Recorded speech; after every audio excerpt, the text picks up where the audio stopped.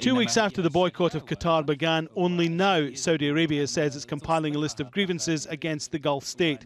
Speaking in London, the country's foreign minister insisted there were no demands, just issues Qatar needed to address. His comments came after a meeting with his British counterpart Boris Johnson and the foreign ministers from Bahrain and the UAE who have backed the boycott. The British called for an easing of restrictions on Qatar and urged Saudi and its allies to resist any escalation. The Saudi foreign minister's comments may surprise many, given the way the action against Qatar has unfolded in the past 3 weeks. It was May 23rd the Qatar news agency website was hacked and a statement falsely attributed to the Emir of Qatar was published. On June 4th, media reports suggested the email account of the UAE's ambassador to the US had also been hacked, and documents revealed there was a campaign to undermine the image of Qatar.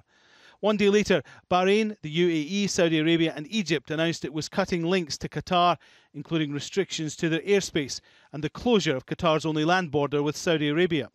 On June 9th, Saudi Arabia and its allies announced a so-called terror list of 509 individuals and 12 organisations linked to Qatar. Qatar dismissed the list as baseless allegations.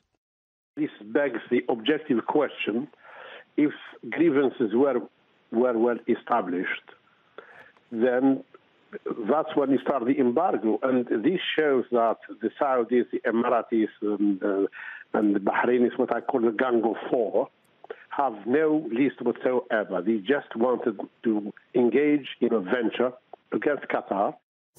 Diplomatic talks continue, but obvious progress seems elusive. Turkey's foreign minister has been to Saudi Arabia. After days shuttling around the Middle East, he arrived in Jeddah for talks with senior Saudi officials. In Qatar, a show of support from the US. 2 US Navy vessels began military exercise with their Qatari counterparts, part of a defence cooperation deal between the two countries.